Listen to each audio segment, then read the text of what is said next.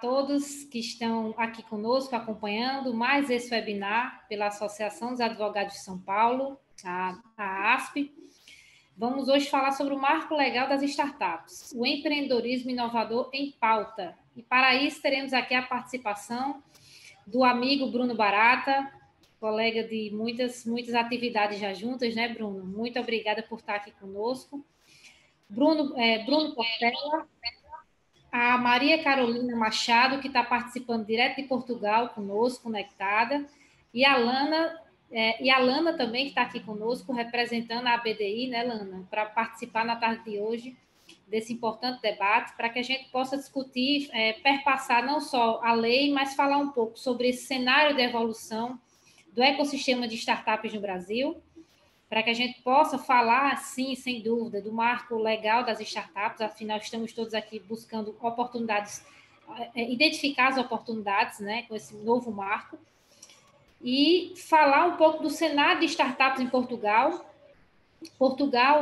E a Maria Carolina está em Lisboa, que se propõe a ser a capital de startups, né, da Europa, né, Carolina? Então, conhecer um pouco desse cenário de startups em Portugal, especialmente em Lisboa, que é onde é a sua atuação hoje. A Carolina, que é advogada aqui no Brasil e também é advogada em Portugal. E falar também sobre as oportunidades para a advocacia. O que esse marco legal de startup traz de novo para a advocacia.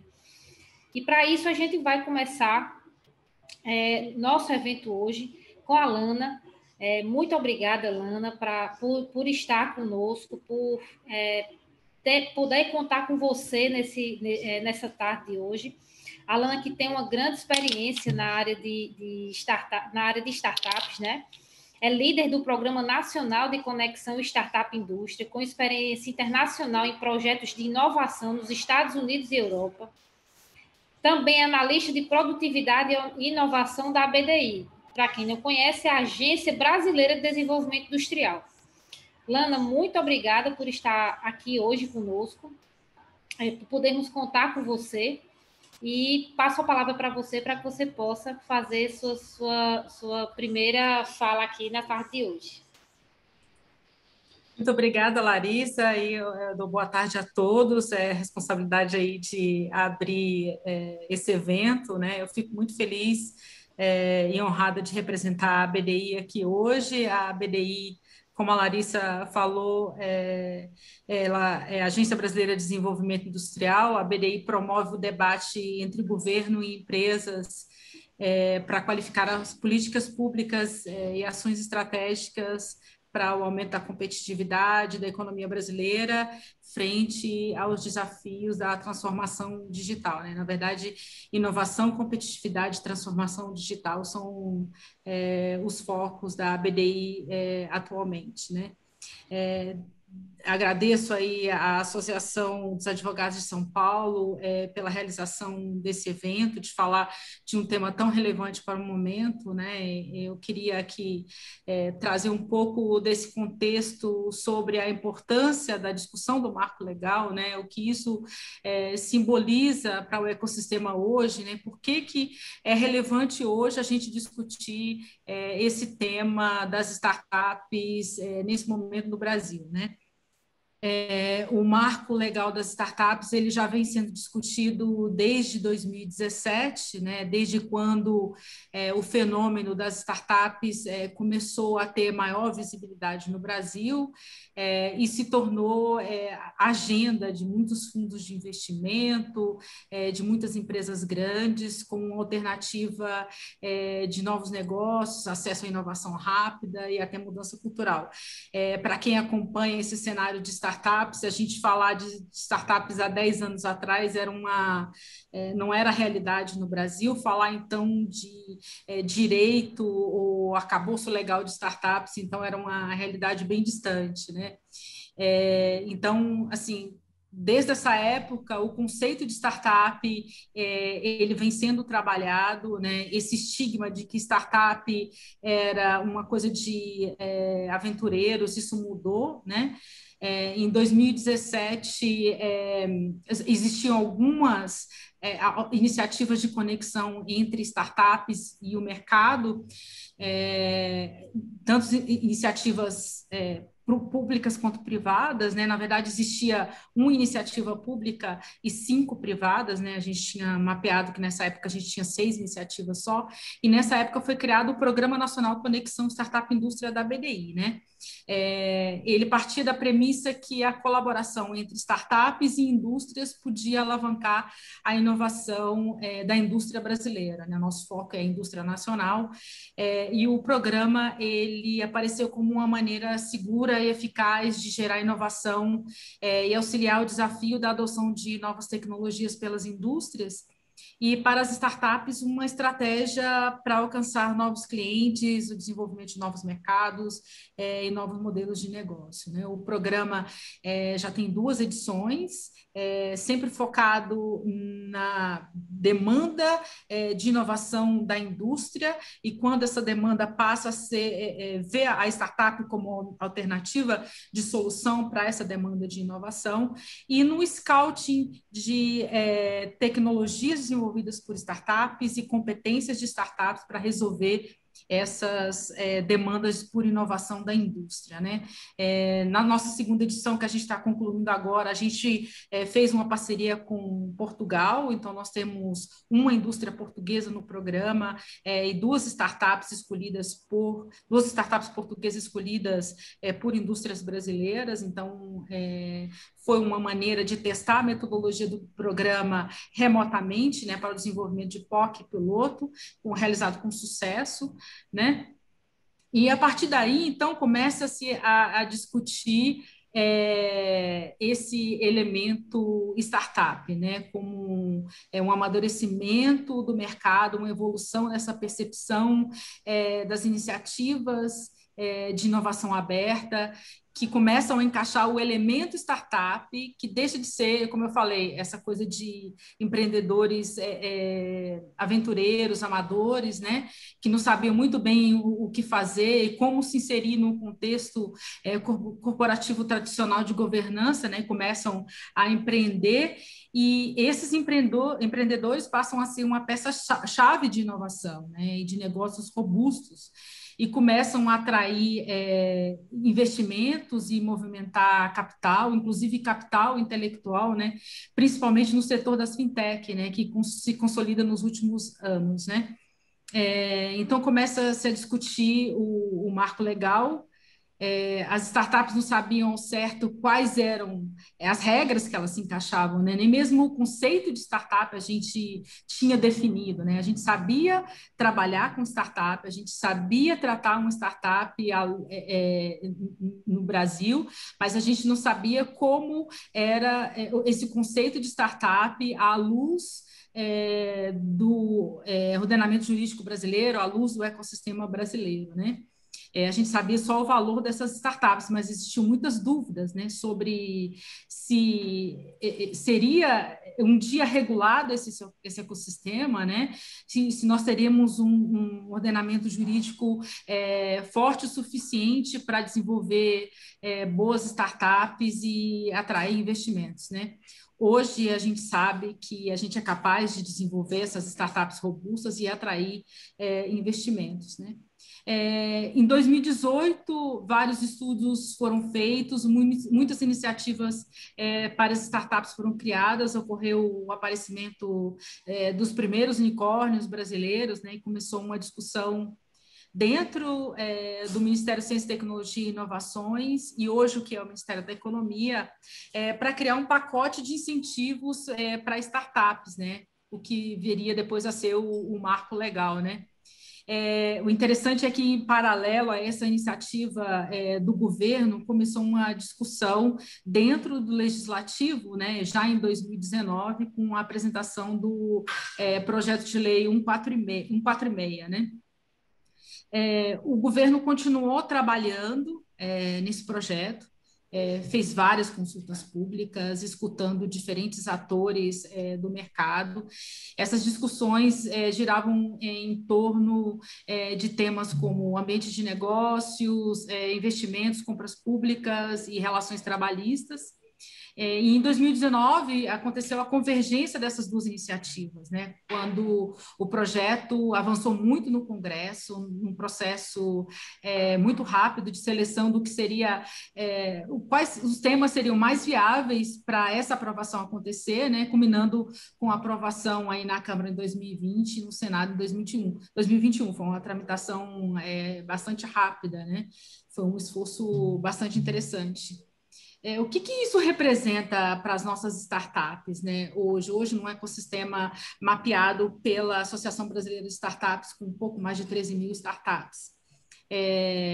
Existe uma flutuação, a gente sabe que uns 50% a 60% de startups brasileiras morrem todo ano, né, por motivos diversos, mas, sem dúvida, os problemas jurídicos impactam muito negativamente o ecossistema, né? Questões trabalhistas, a complexidade dos investimentos, questões fiscais, mesmo a inviabilidade jurídica de algum negócio inovador, importações de insumos, né?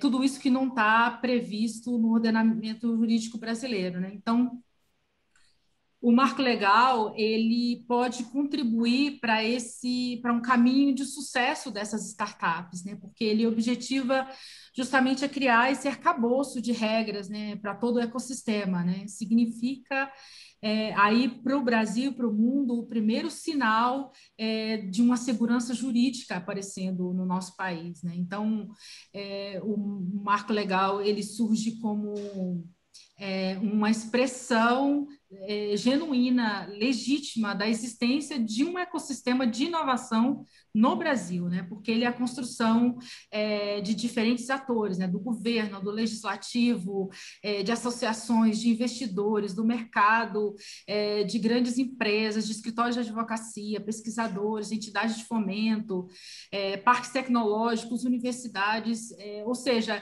é um compêndio de texto que recebeu muitas contribuições. Então, ele é uma conquista de todos nós, né? De todo um ecossistema de inovação que vem sendo desenvolvido ao longo dos últimos anos, né? Eu acho que a gente começou há uma década, mas principalmente nos últimos 4 anos, né?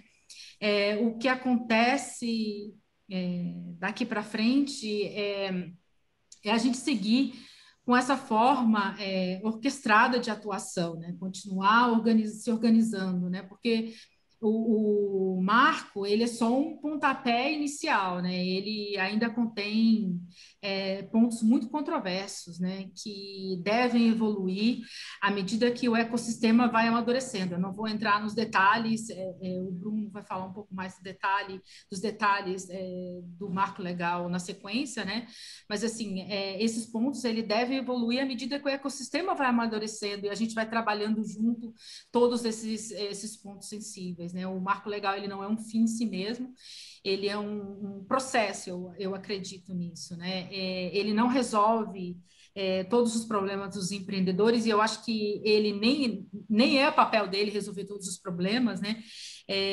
Eu acho que ele impacta no desenvolvimento dessa cultura empreendedora, né?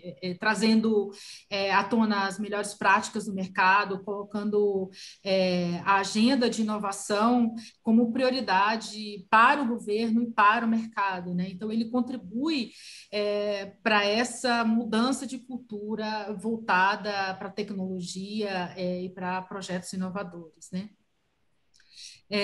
Eu queria ressaltar aí as oportunidades que a gente tem com o sandbox regulatório para as compras públicas governamentais, né, que criou um processo para o governo que pessoalmente me estimula muito, porque é uma oportunidade de um mercado gigantesco para as nossas startups, mas também uma oportunidade para o governo adquirir soluções inovadoras de um tempo hábil, um recorde, né? Então, eu acho que é excelente esse sandbox regulatório que está previsto dentro do marco legal, né?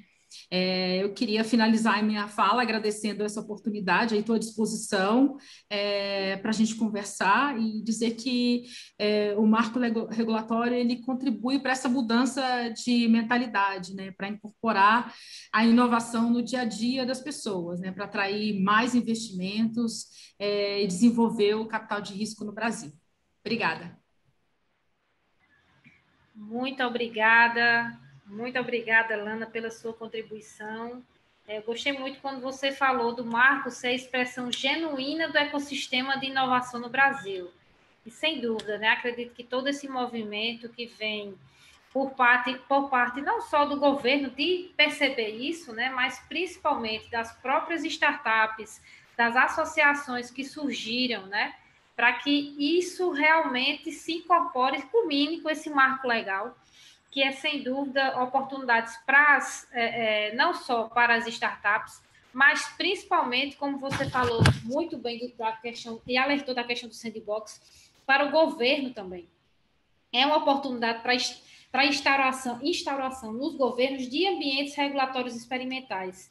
Eu acredito que isso sim, quando a gente pensa em governo digital, a gente tem várias matérias que estão aí no dia a dia, na pauta primeira do governo. O Bruno, que vai falar agora, vai poder até nos trazer melhor, né, Bruno, esse arcabouço que a gente sabe que a gente vê acontecendo e vê as muitas iniciativas por parte, né, do governo para trazer inovação para dentro do ambiente público. Então, quando a gente fala de governo digital, quando a gente fala, ano passado, em meio à pandemia, das estratégias para governo digital, que culminaram com a lei agora, mas o decreto lá atrás já tinha vários objetivos a serem atingidos, já trazia dentro do texto legal palavras antes como blockchain, que antes a gente pouco falava, né? Eram nichos que falavam, como blockchain, como inteligência artificial, internet das coisas. E isso começa a ficar no vocabulário de todos e passa a fazer parte do dia a dia. Isso é importante. Isso é também popularizar esses termos e, o mais importante, popularizar essas tecnologias. As pessoas começarem a se abrir e saber que isso existe. E o governo também, isso é muito importante vindo do governo federal, porque a gente sabe que muitas vezes, hoje, os agentes públicos têm receio, né, Lana, da inovação. Por quê? Porque você entra num ambiente que muitas vezes falta regulação. E do mesmo jeito que você falou, que esse é um índice alto, de 50% a 60% de startups morrerem por questões, problemas jurídicos, então a gente sabe que isso realmente é um problema generalizado. E esperamos aí que com o marco a gente possa evoluir, né? Então, passo a palavra para o Bruno, para que o Bruno é secretário especial adjunto da Secretaria Especial de Produtividade, Emprego e Competitividade do Ministério da Economia, procurador federal e membro da Advocacia Geral da União. Bruno, seja muito bem-vindo ao nosso debate aqui. Passo a palavra para você para fazer suas ponderações. Perfeito, Larissa. Boa tarde a todos, espero que estejam bem. Queria agradecer o convite feito pela ASP, é uma honra participar, é um prazer desse diálogo com os colegas Bruno Barata, Maria Carolina, Alana Dium, que é da BDI. Eu também sou conselheiro da BDI, Lana, do Conselho de Administração da BDI. E, claro, a Larissa Almeida, que me fez o convite diretamente. Então, realmente é um prazer. Para apresentar a CEPEC, como você mesmo disse, Larissa, eu sou procurador federal, mas estou hoje como secretário especial adjunto, né? Sou gestor, estou como gestor. E a CEPEC é uma secretaria que detém outras 4 secretarias e tem uma missão principal, melhoria do ambiente de negócio. As nossas 4 secretarias seriam esse DIC, Secretaria de Desenvolvimento, Indústria, Comércio, Serviço e Inovação, ou seja, a inovação do setor produtivo, né? As políticas públicas de inovação do setor produtivo são de atribuições da CEPEC. Nós temos a SEAI, Advocacia da Concorrência, ou seja, para melhorar ainda mais esse ambiente de negócio, um ambiente que tenha concorrência sadia. A SPPE, Políticas Públicas para o Emprego, que é uma das nossas secretarias, que olha as new skills, as novas habilidades, a qualificação do capital humano brasileiro. E a Secretaria de Desenvolvimento da Infraestrutura, né, que melhora o ambiente de negócio através de grandes infraestruturas no Brasil. Então, a gente tem essa missão principal. Nós lançamos, cabe até falar aqui, aproveitar esse diálogo, esse encontro, para dizer que a gente por meio da assinatura da medida provisória do ambiente de negócio, nós editamos a medida provisória do ambiente de negócio, assinada pelo presidente da República, Jair Bolsonaro, no último mês, e ela traz realmente grandes avanços, principalmente 20 grandes avanços, e vai melhorar muito o nosso ranking no Doing Business, né? Que realmente é uma grande preocupação, a gente melhorar o ambiente de negócio. O marco legal de startup é mais uma medida que a gente visa melhorar esse ranking, né? Visa melhorar esse ambiente de negócio. O que tange a temática de hoje, eu já venho trabalhando há mais de 10 anos, como procurador, assumi os cargos de consultor jurídico do MCTI e do MDIC, então tive a felicidade de trabalhar na Emenda Constitucional 85, né, ajudando o Congresso Nacional, que é uma medida de lá, no marco legal de CTI, né, mudando a lei de inovação, mudando o decreto que regulamenta a lei de inovação, a lei do bem, lei de informática, lei da FNDCT, e hoje estou agora com esse novo projeto, né, liderado aqui dentro da CPEC, pelo nosso secretário especial, Carlos da Costa, e o nosso subsecretário de inovação, Igor Nazaré, com a equipe dele, muito competente. A gente agora quer tratar realmente do marco legal das startups, que foi enviado no ano passado para o Congresso, e visa realmente melhorar esse ambiente tão importante para o Brasil. E por que apoiar as startups?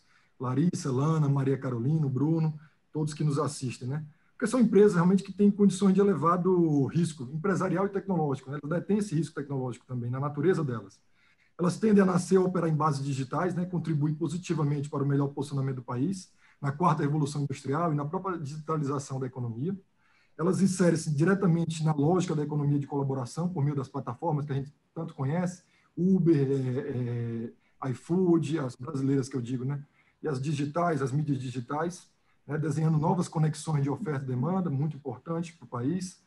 Apesar do risco e da taxa de mortalidade que foi colocada aí de 60%, elas possuem um grande potencial de crescimento e acelerado, com geração de novos empregos qualificados, novos produtos e serviços no mercado, ou seja, nós vamos ter novas e melhores notas fiscais, isso o Ministério da Economia gosta demais, como empresas inovadoras tendem a desenvolver soluções tanto para ganho de produtividade, ou seja, fazer mais com menos, quanto para desafios anteriormente insolúveis, né, para outros negócios, para consumidores e para o próprio governo, que a gente bem sabe.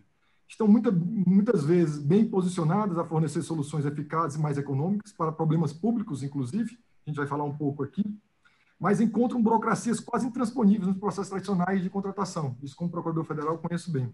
São também muito adeptas ao desenvolvimento de negócios, de impacto social e ambiental, promove esse ganho do bem-estar social, né, por meio desse impacto, por meio da livre iniciativa, e, por fim, no contexto da captação de talentos, que a gente precisa muito no Brasil, tende a associar a mão de obra especializada e altamente qualificada para enfrentar desafios específicos, que a gente viu bem nessa pandemia, novos desafios específicos.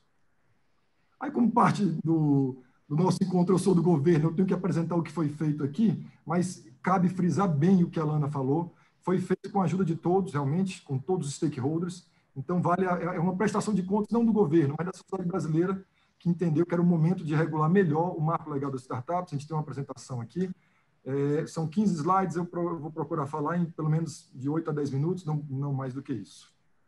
Aqui é um histórico, a gente começa com um histórico que dá legitimidade à política pública ao próprio marco, né? Nós começamos com a criação de GTs lá em 2019, nós ouvimos 20 instituições públicas, 50 instituições privadas, 160 participantes lá no TCU, na Escola Superior do TCU, apoiando, né, um órgão de controle apoiando a inovação. Então, realmente estão todos os stakeholders aí.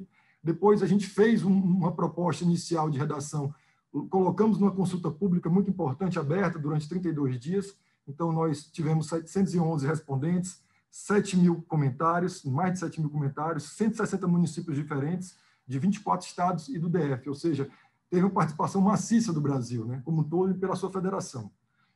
Nós consolidamos utilizando a ferramenta BI, então colocamos tudo que era realmente relevante, né, que foi colocado tanto na parte dos GTs como na consulta pública, dentro realmente de uma proposta. E no dia 12 de outubro de 2020, dia da inovação, o presidente da República enviou ao Congresso Nacional, né, mandou esse PLP, que é um projeto de lei complementar, o 249, ao Congresso Nacional. Chegando lá no Congresso Nacional, ele foi apensado ao 146, que era do JHC, deputado, e hoje acho que é prefeito de Maceió, porque tinha já uma comissão que tratava disso. Depois teve um PLP substitutivo do deputado Vinícius Poit, do Novo, e ele utilizou o nosso PLP como base, e mostra a força desse PLP, né, desse projeto de lei complementar feito a várias mãos. 84% do que foi feito dentro desse PLP, que saiu do Poder Executivo Federal, foi aprovado na Câmara dos Deputados e enviado ao Senado no dia 17 de dezembro, e teve aprovação agora por unanimidade no Senado Federal, no dia 25 de fevereiro, com, acredito que umas 12, 13 emendas do Senado Federal, e agora vai ser votado novamente na Câmara dos Deputados. Passando, isso aqui são os nossos objetivos, que a gente busca alavancar o ecossistema de startups no Brasil, por meio de uma melhoria do ambiente de negócio, evidentemente, simplificando e desburocratizando, o fomento a novos modelos de negócio, por meio do sandbox, né, que é o ambiente regulatório experimental. A gente teve que tirar a palavra do inglês para o português, então a gente teve que fazer o conceito, e agora dentro da legislação é o primeiro conceito legal de sandbox, que seria ambiente regulatório experimental. Nós aumentamos a oferta o objetivo é aumentar a oferta de capital para investimentos, e nós tivemos nos últimos dias uma notícia muito boa. Em 2021, nós tivemos investimento recorde em startups, cresceu 260%, né, em 4 trimestres, foi de 3 bilhões para 10,8 bilhões de reais investidos em startups, isso é um grande salto. E, no final, nós temos a busca também pela maior segurança jurídica a empreendedores e investidores, e, claro, a contratação de startups pela administração pública, usando o poder de compra do Estado, né? Então, nós vamos ter uma compra pública de inovação mais facilitada, né? Ela ganha realmente mais um marco importante para tratar dela, trazendo até uma nova modalidade de licitação, que eu vou falar mais à frente. Aqui eu trago, como foi bem falado aí, a questão do conceito de startups.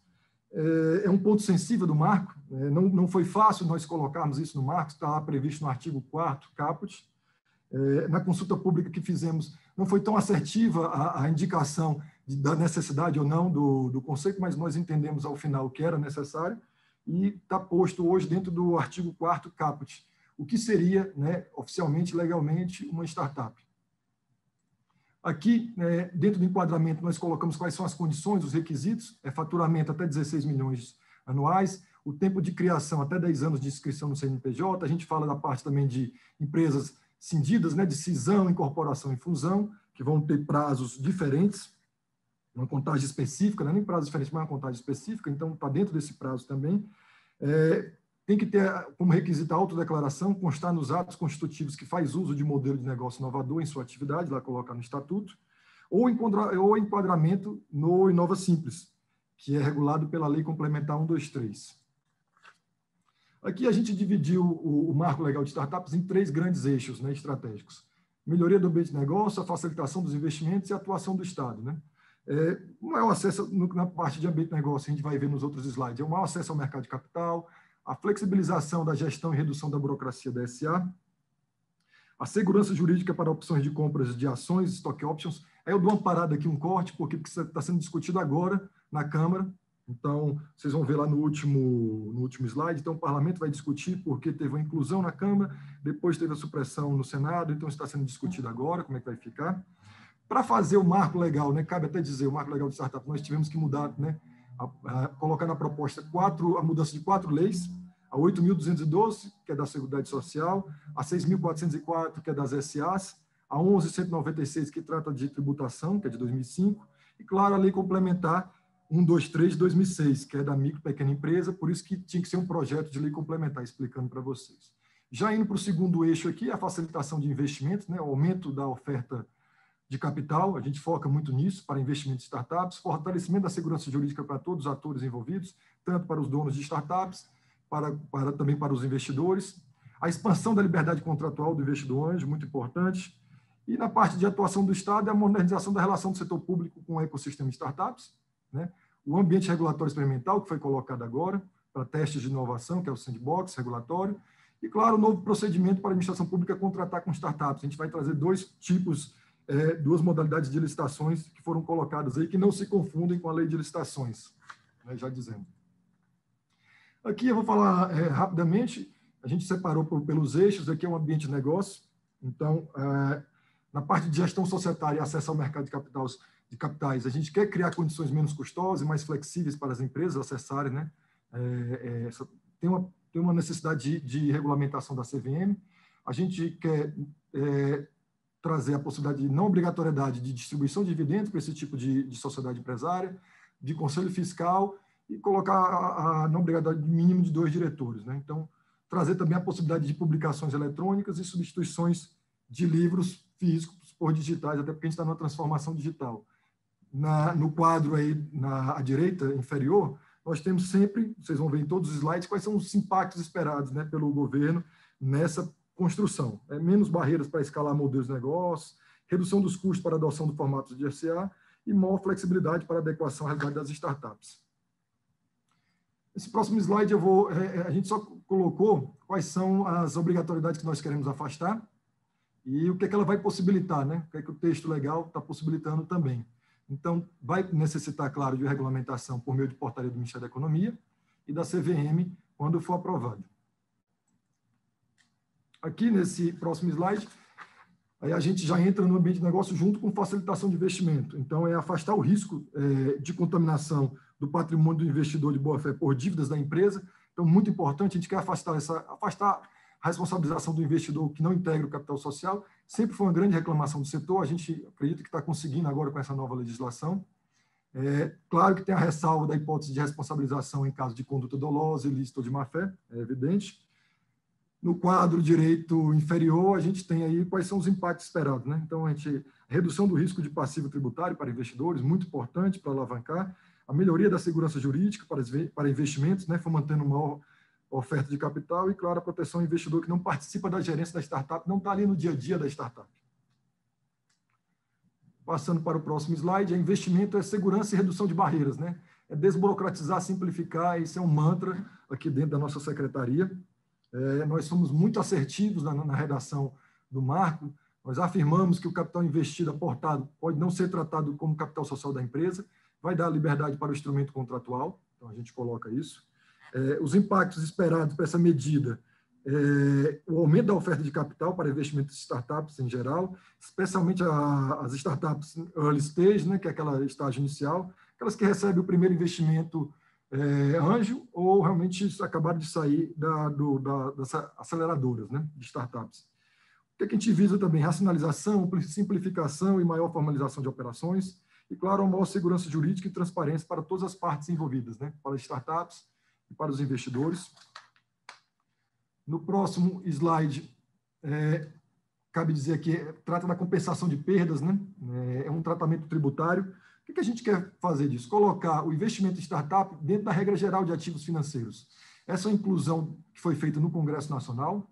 A gente entende que é muito válida, muito positiva, e ela coloca que as perdas em investimentos dessa natureza, né, em startups, poderão ser compensadas na tributação de ganhos em até 5 anos.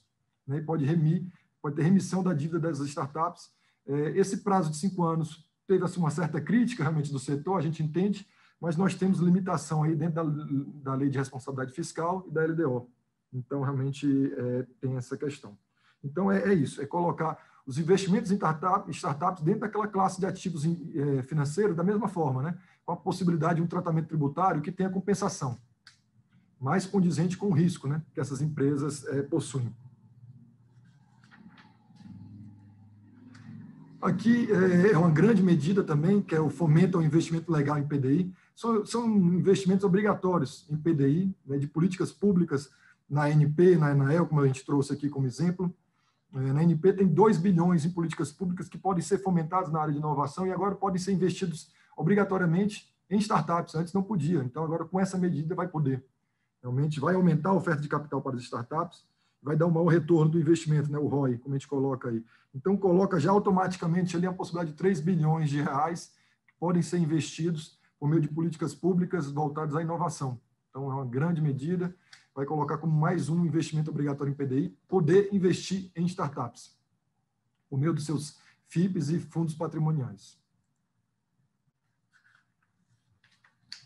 Aqui a gente entra na parte de ambiente regulatório experimental, que foi falado pela Lana, John, ou seja, a gente autoriza e estimula a criação desses programas de ambiente regulatório experimental, que pode ser individual ou conjuntamente, né, entre os órgãos e agências competentes.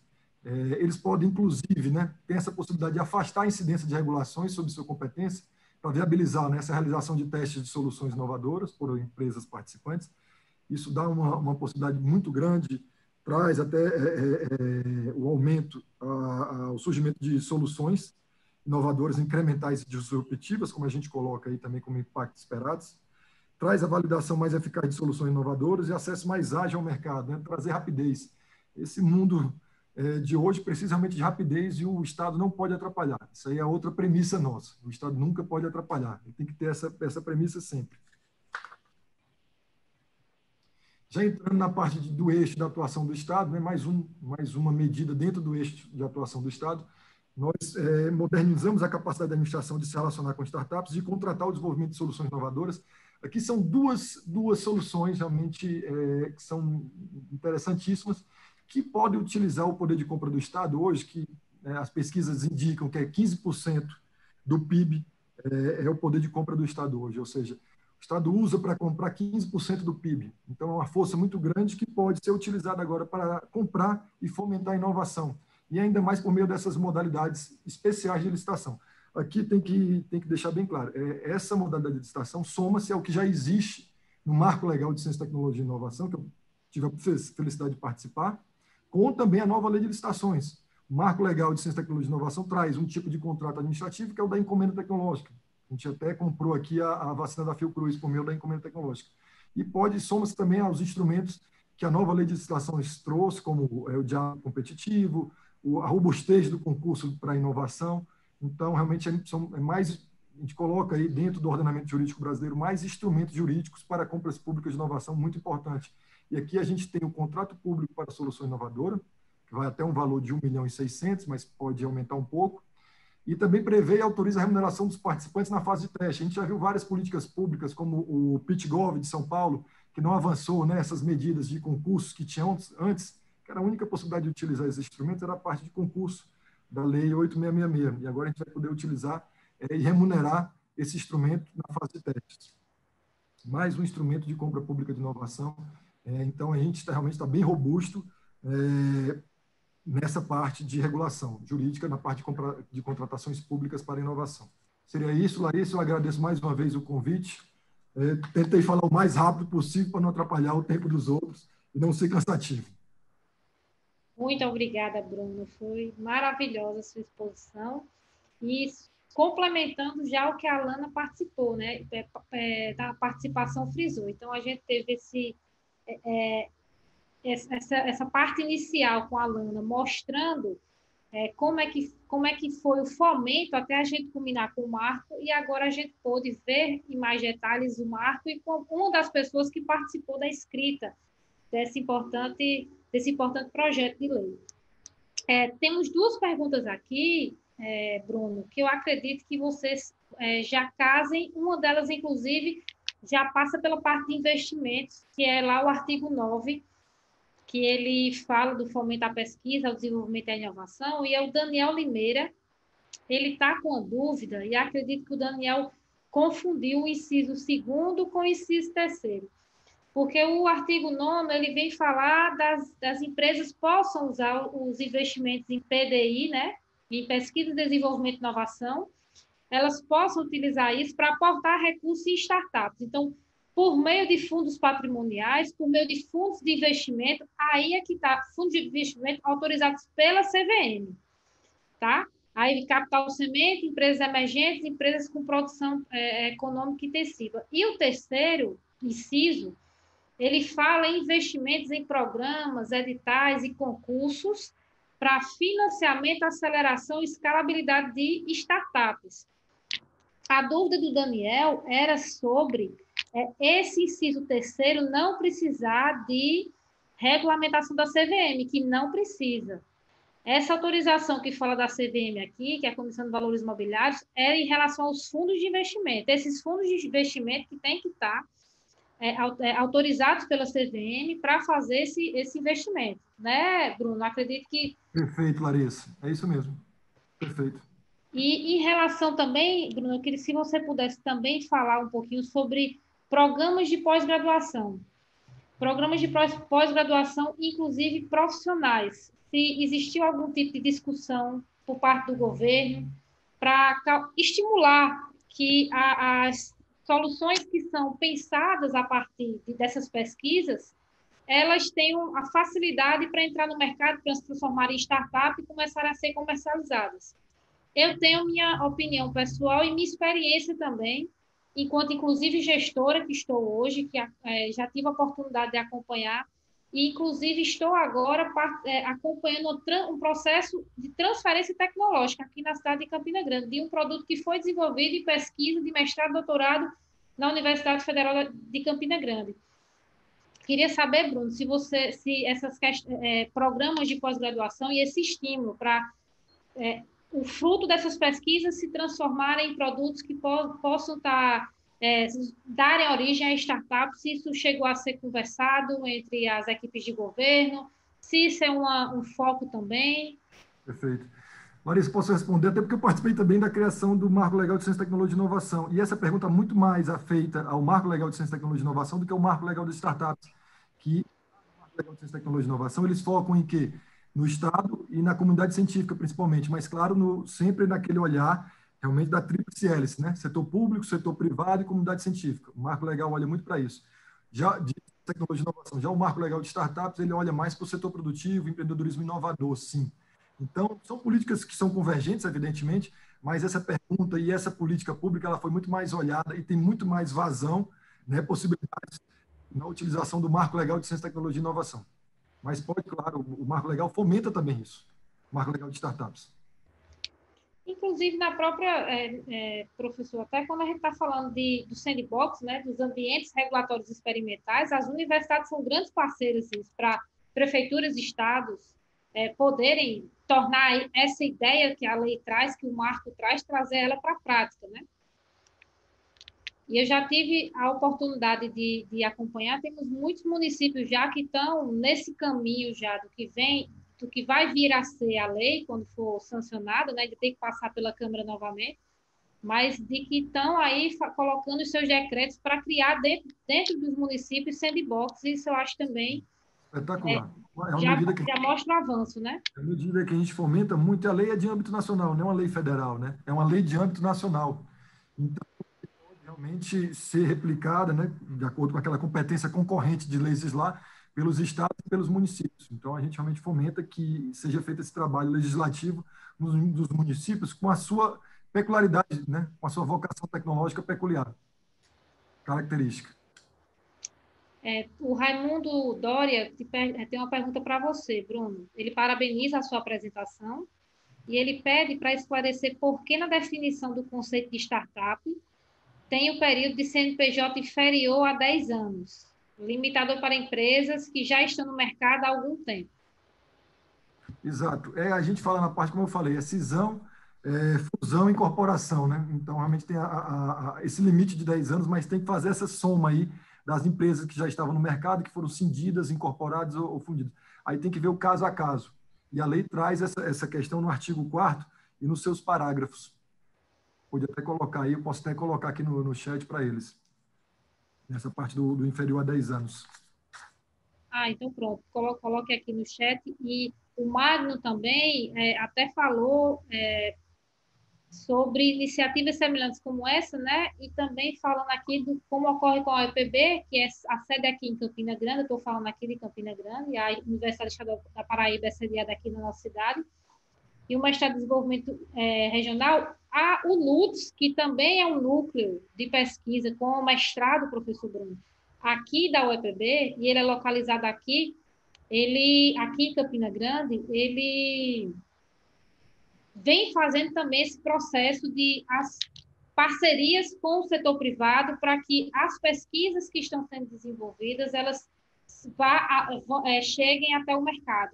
E acredito que isso é importantíssimo, né, para a gente poder sair dessa dualidade, como aqui está o Adriano Cereja colocou aqui como pergunta, se existe algum risco para o administrador público que contrata uma solução inovadora que não seja bem sucedida. Existe sim.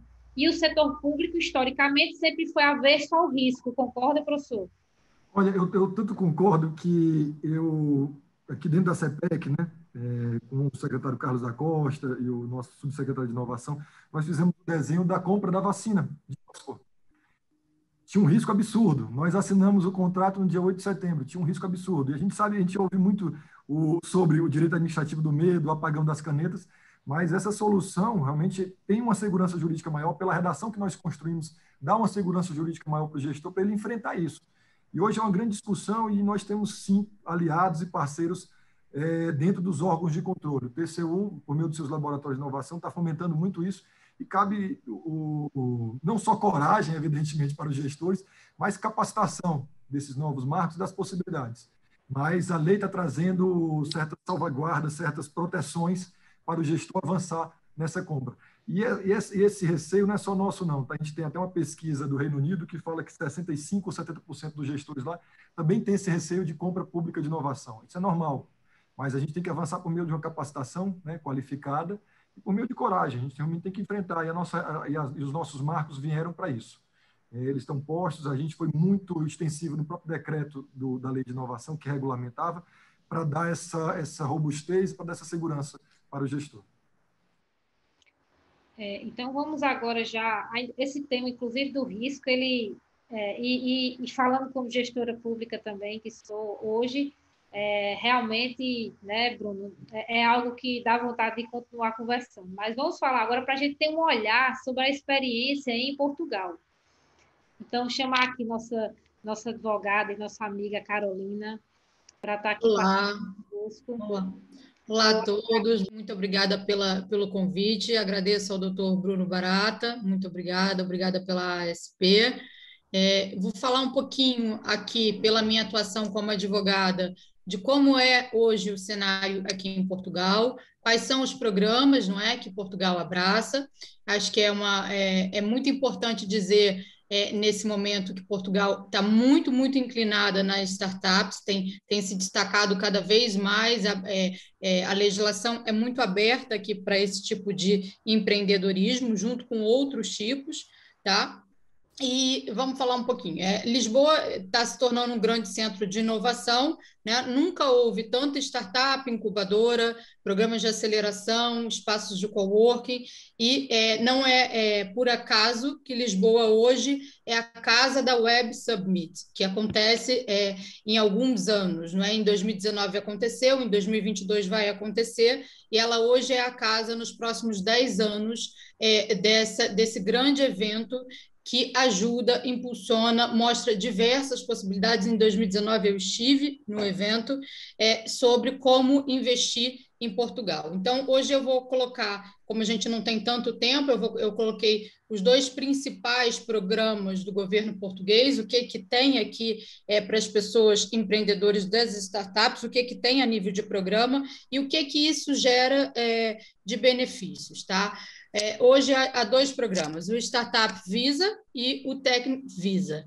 Tá? O Startup Visa ele é um programa de acolhimento dos empreendedores estrangeiros que vão pretender desenvolver um projeto de empreendedorismo e inovação aqui em Portugal, com vista à concessão de visto de residência ou à autorização de residência para imigrantes empreendedores. Tá? Então, é muito importante mostrar os benefícios desse visto, o que ele é de diferente dos outros vistos de investimento, porque, claro, ele tem diferenças, não é a mesma coisa. O Startup Visa Portugal hoje é uma maneira de incentivar o empreendedorismo em Portugal, no Brasil, na Europa toda. Esse visto foi criado em 2018, não é muito antigo, é recente, e oferece a permissão de residência no país para os cidadãos fora da União Europeia que queiram abrir a empresa inovadora em Portugal, né?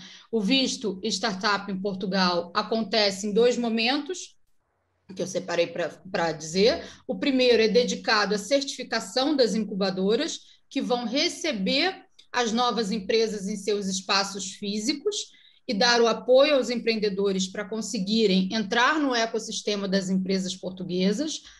A Agência para a Competitividade e Inovação, que é o órgão aqui em Portugal, que é responsável por analisar e selecionar essas incubadoras para garantir que elas realmente estejam aptas a ajudar os imigrantes empreendedores, que irá fazer toda essa triagem. Esse cadastramento acontece nas condições normais de temperatura e pressão durante os meses de janeiro e fevereiro, ok? e depois ele é encerrado. Em seguida, é iniciado o processo de startup Visa de Portugal para os empresários em si, e aí é possível se inscrever para fazer parte dessa seleção ao longo de todo o ano, desde que, claro, sejam preenchidos os requisitos dos quais eu vou falar um pouquinho a seguir, tá? Quem que pode hoje solicitar o Startup Visa em Portugal? Pode solicitar quem já possui uma empresa no seu país de origem há menos de 4 anos e quer internacionalizar as suas atividades, que pode aplicar para o Startup Visa de Portugal. Quem ainda não possui a empresa aberta, mas pretende desenvolver o projeto direto no país, também é candidato a esse tipo de visto, ou seja, qualquer empreendedor pode aplicar para o Startup Visa em Portugal, desde que, claro, preencha os critérios exigidos pelo governo português. Além disso, é importante dizer também que cada visto pode ser liberado para até 5 empreendedores por candidatura, ou seja, se você possui até 4 sócios, todos eles se tornam também aptos a residir legalmente no país. Isso é muito importante também. E quais são os critérios? Não é? Não pode ser da União Europeia, tendo em vista que é um visto. Se você é cidadão, não faz sentido você pedir um visto. Não ter residência no espaço Schengen, não é? Nos países da União Europeia, não ter antecedentes criminais, ser maior de 18 anos, e os sócios devem comprovar sua subsistência econômica, ok? Hoje, em termos de renda, falando mais objetivamente, é preciso que cada sócio tenha mais ou menos 5.265 euros, ok? Que representa 12 vezes o indexante do Apoio Sociais Português de 2020.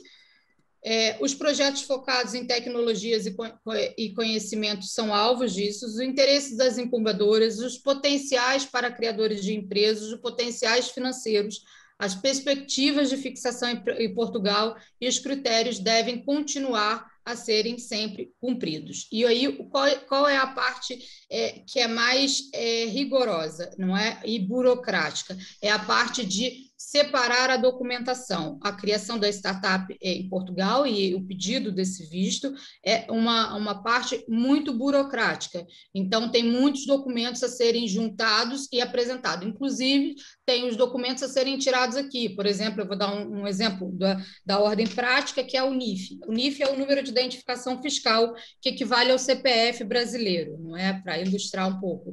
E isso tem que ser tirado antes, claro, porque nenhum empreendedor, nenhum sócio pode dar entrada em qualquer pedido da startup sem esse documento. Então, alguns documentos que são obrigatórios precisam ser tirados previamente, ok? Depois desse passo de juntar todos os documentos, cada um dos empreendedores deve enviar a sua documentação, não é?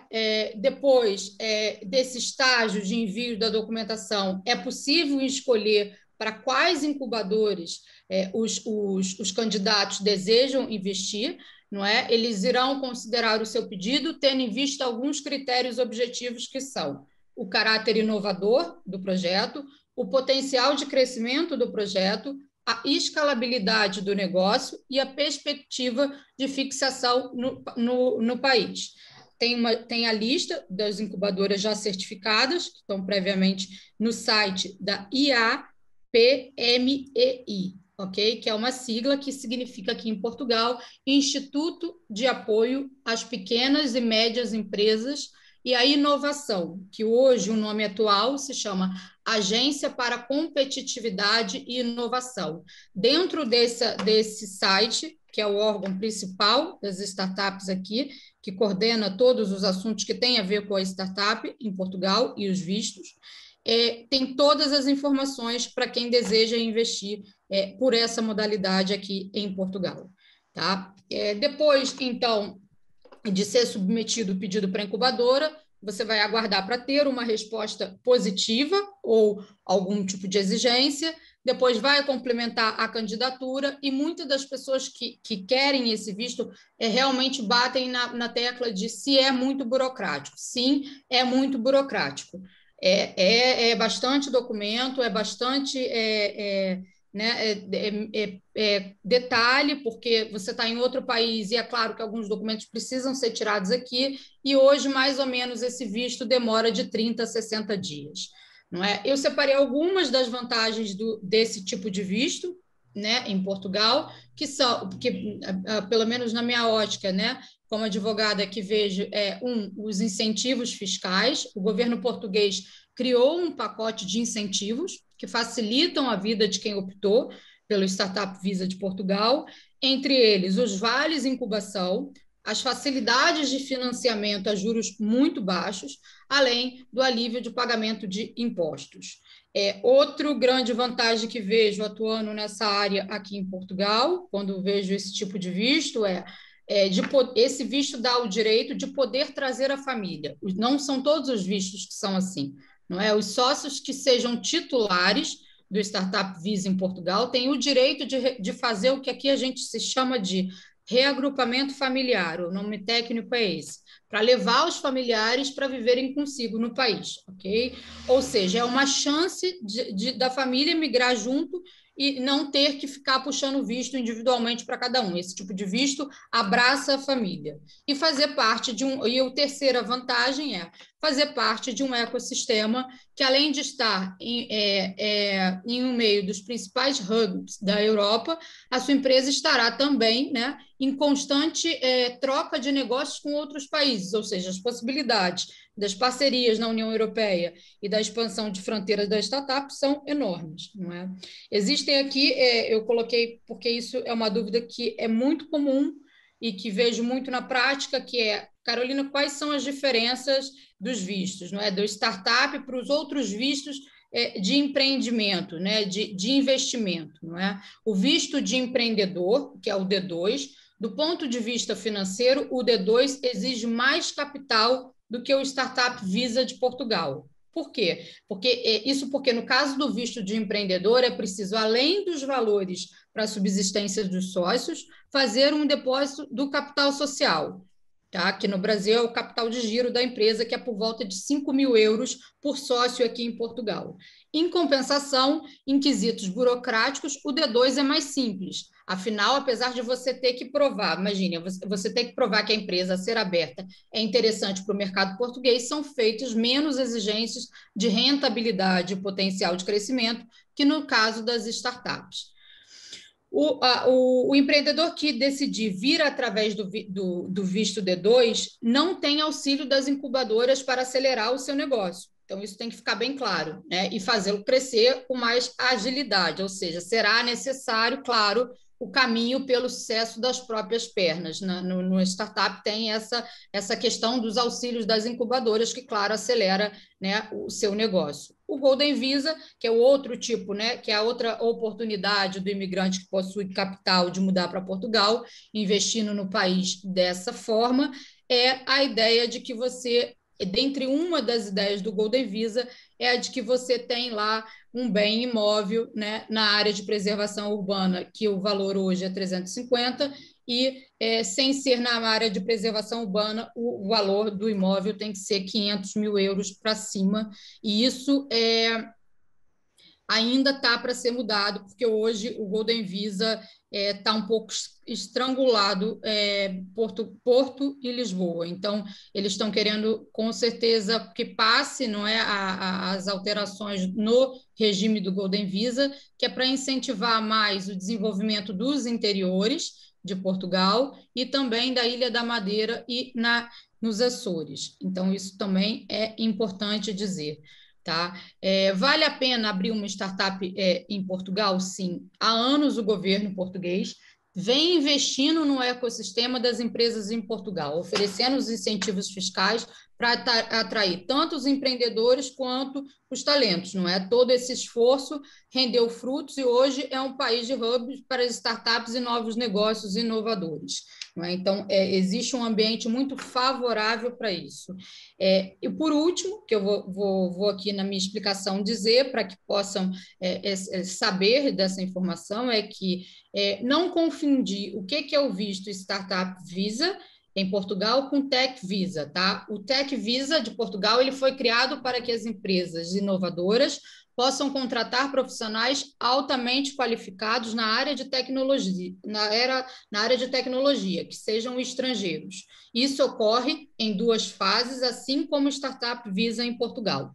No primeiro momento, as empresas interessadas em contratar esses profissionais através do Tech Visa precisam se cadastrar online. A autorização será concedida pela agência, baseada no grau de inovação, potencial e orientação para que essas empresas tenham. Tá? Então, isso é importante, não confundir esses 2 vistos e saber o que cada visto que impulsiona as startups aqui gera de benefício e deixar isso muito cristalino para quem vem empreender em Portugal. Isso é muito importante.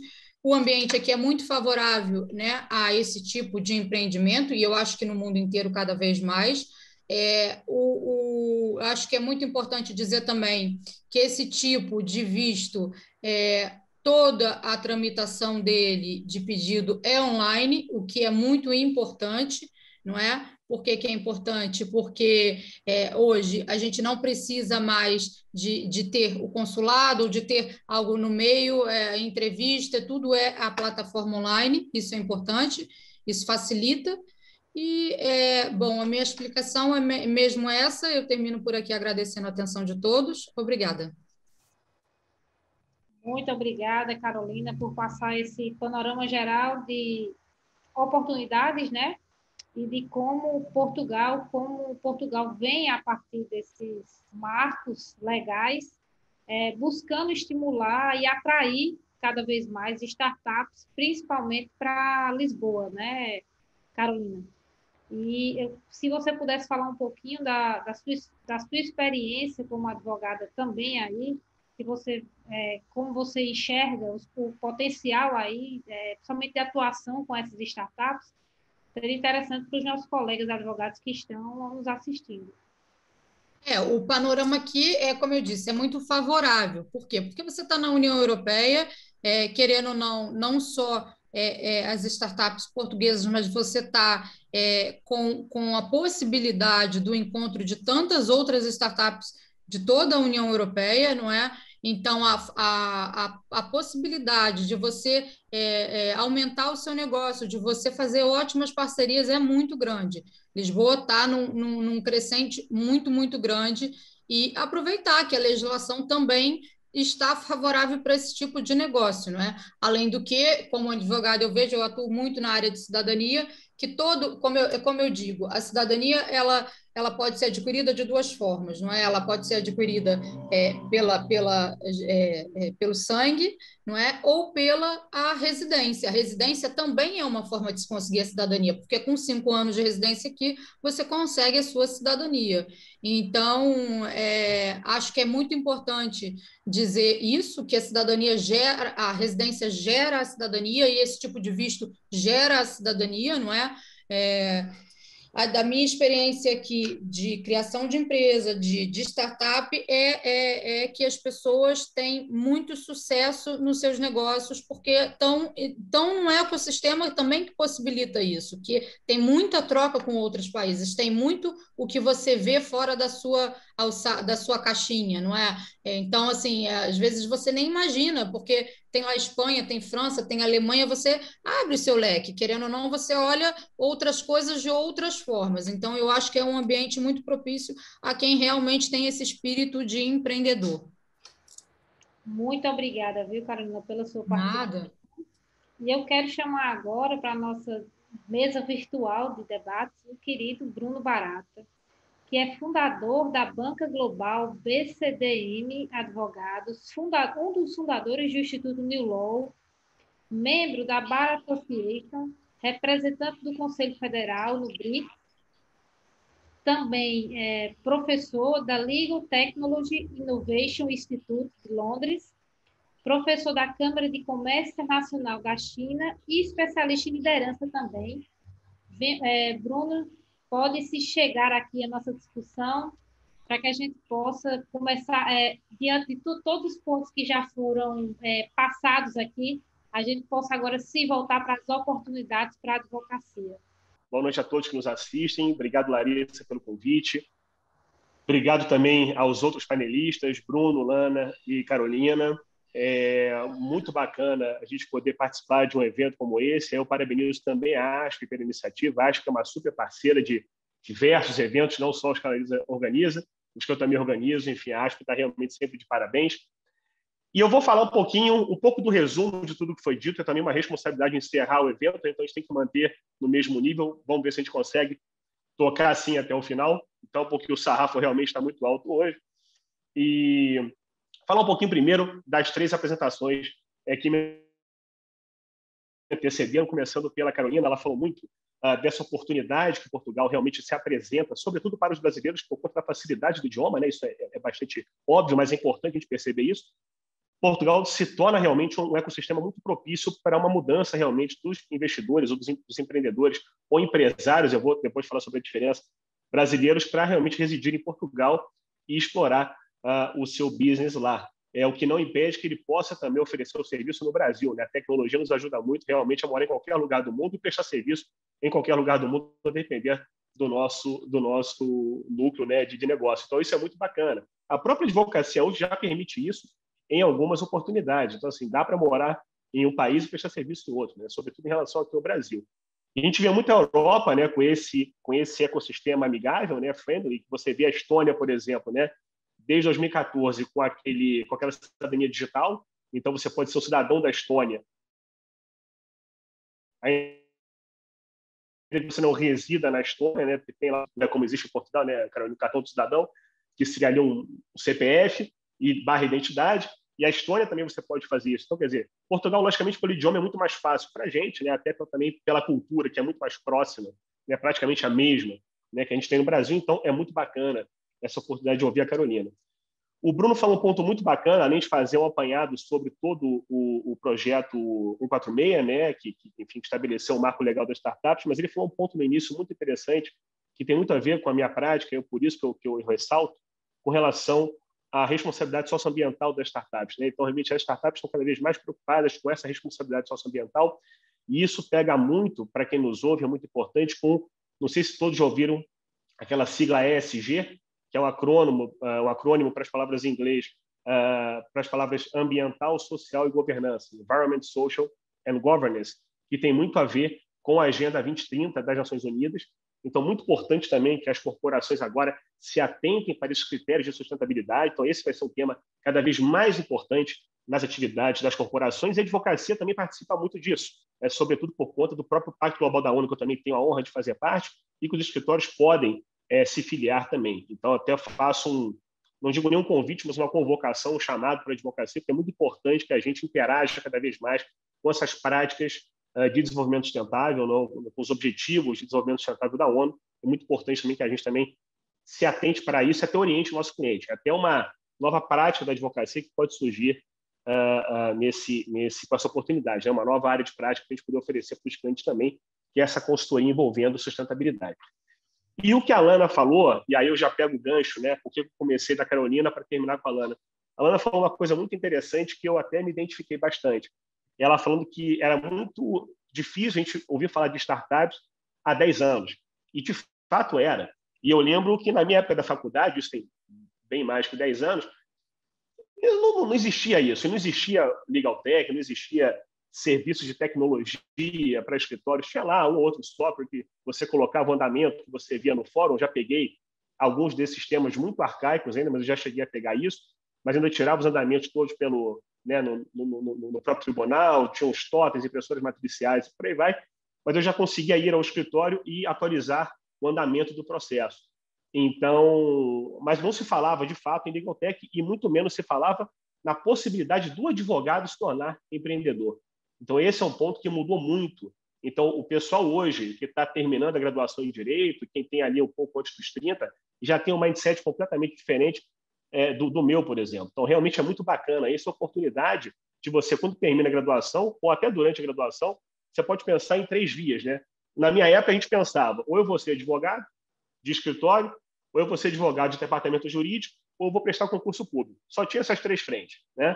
Agora não. Agora eu posso pensar também em empreender. Então, eu posso criar a minha startup, ou me associar a alguma startup já existente. Isso é muito bacana. Então, é outro ponto que todos aqueles que nos assistem precisam entender. O advogado hoje, né, já não é de hoje, mas já de algum tempo, sobretudo com o avanço da tecnologia, ele tem que ser cada vez mais empreendedor.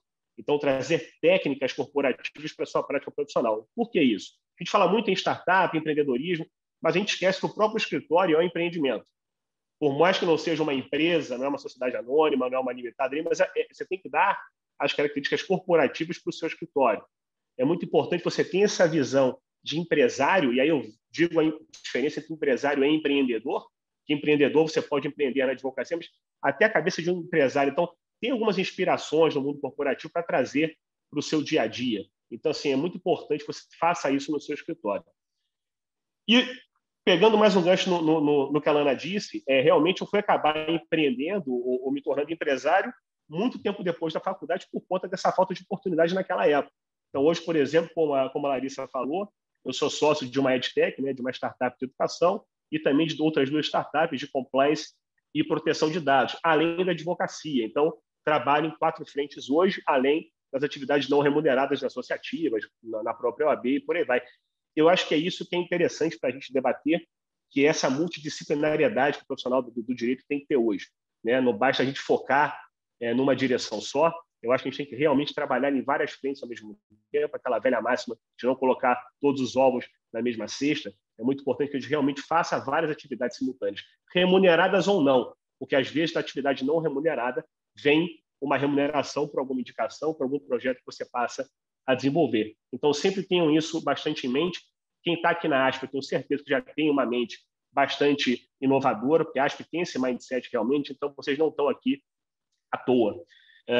Com relação ao marco legal, e aí eu faço um apanhado bastante interessante do que o Bruno contou, né? O Bruno falou ali sobre toda a construção, né, do projeto de lei, e, de fato, um ponto que ele falou que está em análise ainda, né, que é a possibilidade de remuneração por stock options, né, por ações.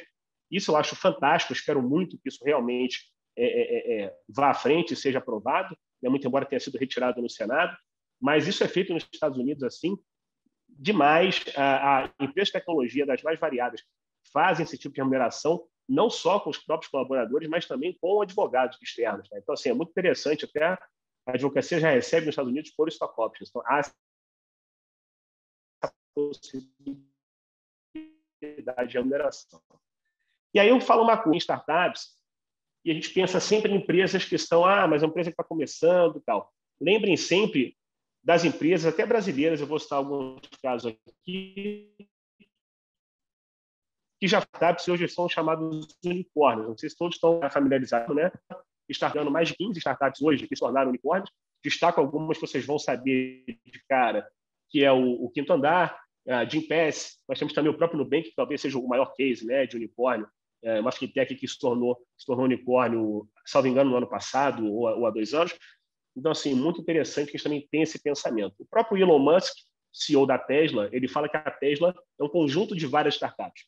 Então, ele entende que a Tesla são várias startups reunidas, uma que produz lá a tela do carro, outra produz o parafuso, a outra startup produz a roda, e você junta todos os produtos dessas startups que você tem. O que a Tesla é hoje a maior empresa automobilística do mundo para carro elétrico, que é uma coisa que era impensada há poucos anos. Realmente, ele conseguiu fazer algo impossível se tornar realidade. E por que eu digo isso? O que o marco legal, né, uma vez que for aprovado, enfim, e que comece a ser aplicado na prática? Primeiro, ele traz segurança jurídica, né? Então, o que hoje a gente tem aí como já está em andamento, claro, investimentos em startups, investimento anjo, a gente fala em smart money, já fala sobre isso tudo hoje em dia. Mas o marco legal é importante para dar essa segurança. O que acontece? Quais são as áreas que abrem para a advocacia? Primeiro, no próprio direito societário, você vai ter mais investimentos que vão chegar por conta do marco legal. Então, você pensa em mais fusões, mais aquisições, o M&A que vai crescer bastante no mundo das startups por conta disso. Então, muito importante que você saiba que o direito societário vai aumentar bastante nessa área por conta dessa segurança, já que o investidor, como o Bruno bem disse, vai ter segurança para poder fazer investimento e não vai colocar o patrimônio pessoal dele em jogo. Essa era uma preocupação muito grande, a pessoa fazer investimento, né? E o investimento não é só o financeiro, né? O investimento em startup ele é muito importante, porque eu vejo como sendo um investimento que é muito mais do que o investimento financeiro, mas ele também passa por experiência, por networking, porque a startup ela precisa disso, né? Que você chegue junto e levante aquele startup. E não é só dinheiro que faz isso.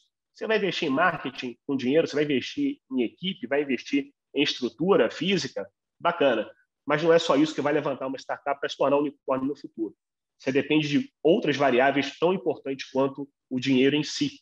E aí entra networking, entra a experiência do próprio investidor anjo. Então, isso é muito importante, dar segurança. Então, societário, por exemplo, vocês têm que estar muito atentos. Outro ponto, direito administrativo. Você pode se hiperespecializar para atender startups para participarem de licitações. Então, essa previsão desse diferencial para startups no procedimento licitatório é também extremamente interessante. Vale a pena também você focar nisso. Eu digo isso porque a gente vive num mundo hoje cada vez menos generalista para a advocacia e cada vez mais hiperespecializado. E não é fácil ser hiperespecializado porque você, em tese, a gente pode achar que reduz a nossa possibilidade, o nosso radar de clientes, né? Se eu me dedico a um tema só do direito, eu passo a excluir outras áreas. Então, se eu não faço direito do trabalho e só faço societário, uma causa trabalhista não vem para mim. O que você pode, de repente, até resolver isso de outras formas, a gente pode até fazer um outro evento para falar sobre isso, é que tem muito assunto para tratar nessa área.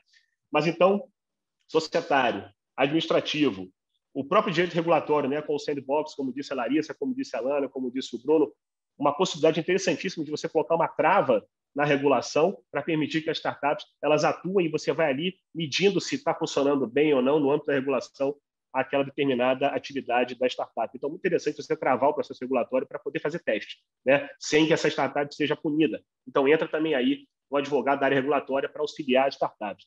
Então, os advogados sempre estarão próximos dos seus clientes, que são as startups. E, por fim, um ponto que também é da minha atividade do dia a dia é o próprio internacional, né? A quantidade de investidores financeiros, de investidores estrangeiros que virão ao Brasil, até porque o Brasil hoje, por conta até da variação cambial, é um país que está muito favorável para o investimento estrangeiro. Então, vocês imaginem empresas estrangeiras, enfim, que tenham interesse em investirem em startups nacionais. Então, realmente, o Brasil deixa de ser um foco nacional para ser cada vez mais um foco internacional, sobretudo agora que o país está favorável a investimentos estrangeiros por conta do câmbio. Realmente o real desvalorizou, isso abre cenário para que empresas estrangeiras invistam nas brasileiras. Então, tem também esse ponto do advogado que milita mais na área internacional, também é uma outra área espetacular.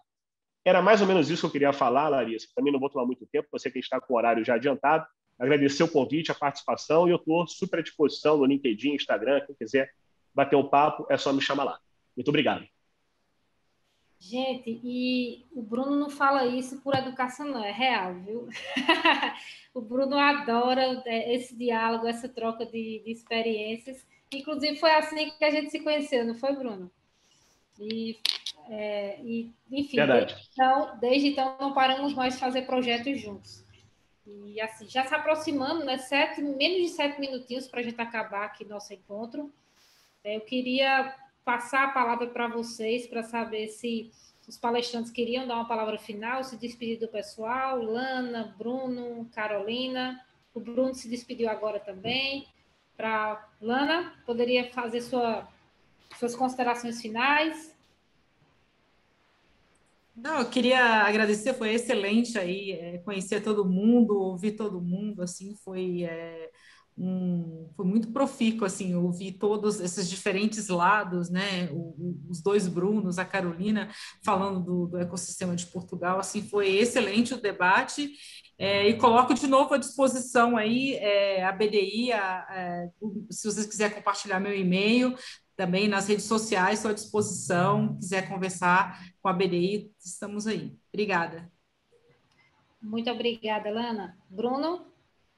Larissa, agradecer mais uma vez à ASP, ao seu convite direto. Foi um prazer falar do Marco. Realmente tem muita coisa para falar, como o Bruno Barata colocou aqui anteriormente.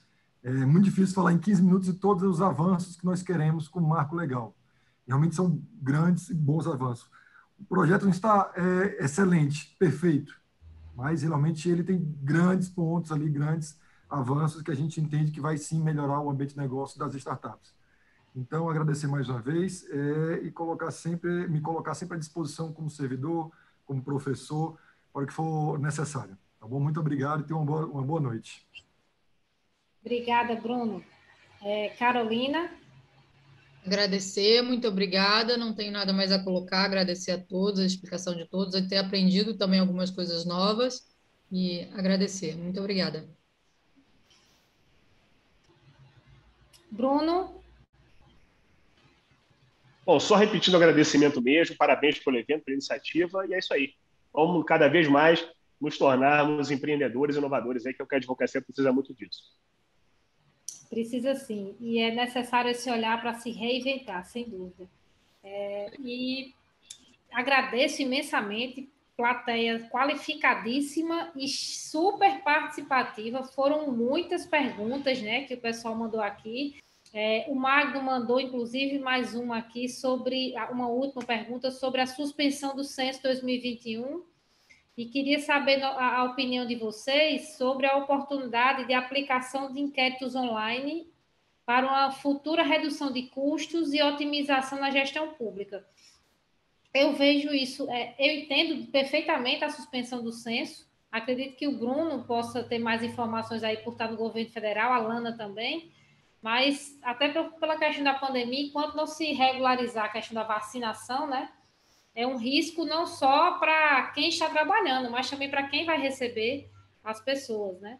E acredito que é uma oportunidade para aplicação de inquéritos online, sim, mas também fica, né, a pergunta no ar se a gente vai conseguir ter estrutura para isso. Então, a gente poderia acabar fazendo um censo que não vai ter uma cobertura real, né, Bruno? O que é que você acha aí do que o Magno Souza colocou? É difícil. Não é difícil e é uma política que não está com a gente, então fico até realmente impossibilitado de falar. O IBGE é uma entidade vinculada ao Ministério da Economia, mas eu desconheço qualquer iniciativa nesse sentido. Mas, assim, pelo que ele falou, acredito que com recursos, sim, com a tecnologia que nós temos hoje, de fazer. Não sei se seria efetiva para a política pública liderada pelo IBGE, mas realmente é um tema que eu não tratei ainda dentro da administração pública. A política pública de censo populacional, e aqui também não é atribuição da nossa secretaria. Acredito que a possibilidade tecnológica existe. A questão é se a gente vai conseguir abraçar, né, as pessoas em uma grande quantidade. A gente tem que pensar aí pessoas que a gente tem, nas classes que a gente tem no nosso país, que ainda não estão incluídas nesse mundo digital, né? Então, a gente estamos atrasados disso aí, então, tem que correr para abraçar também essas pessoas, obviamente, tem que ser feito, né, Bruno? Não pode... Mas é um tema importante, tá, Magno? É um tema importante e que merece consideração, porque sem dado a gente não faz política pública, e isso é fundamental para... política pública tem que se fazer em cima de dados e de cenários reais, e não de achismo, né, Bruno? Pessoal, então, chegando aí a 1 minuto do nosso fim do nosso webinar, eu só tenho a agradecer a presidente Viviane Girardi, presidente da ASP, a vice-presidente Fátima Cristina Bonassa também, e ao tesoureiro André Almeida, que tive a oportunidade em 2019 de o conhecer. Muito obrigada. Ele era então na pasta cultural, na pasta de eventos da ASP, e hoje está como tesoureiro da ASP. Muito obrigada pelo convite, pela oportunidade e pelo espaço. E meus amigos, Paulo, Eduardo e Roger, né, que estamos aí sempre em conexão, muito obrigada pela confiança, pelo convite para estar mediando esse importante debate. Tema esse que já tivemos uma primeira rodada, né, Bruno, de discussões nessa matéria, quando ela foi proposta enquanto projeto de lei. Estamos agora já em vias de ter uma conclusão desse projeto e depois, já passado pela Câmara, partir para a sanção presidencial.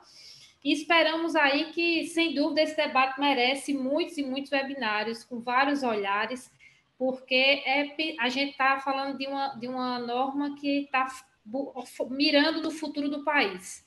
E, sem dúvida, essa desburocratização, essa inovação, esse ambiente de inovação voltado, abraçando também o setor público, para o setor público se abrir para o risco também, né?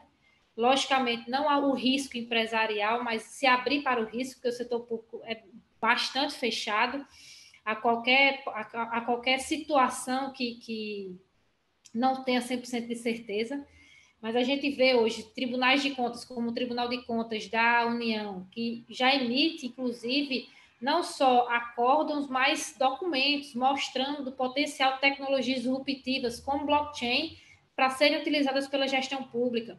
Tribunal de Contas do Estado da Paraíba, e aí mandar até um abraço aqui, está o André Agra, a Júlia Agra nos acompanhando também. Nosso Tribunal de Contas aqui do Estado da Paraíba desenvolveu um IA para poder otimizar a fiscalização dos municípios. Tem vários painéis online, é um tribunal extremamente digital, tem até um espaço de cidadania digital. Então, a gente vê que os próprios órgãos de controle já estão mudando a perspectiva e, sem dúvida, esperamos que tudo isso culmine com mais oportunidades, principalmente para o setor privado, que gera emprego, gera renda, para o setor público, que seja oportunidade de inovação e de crescimento, né, Bruno?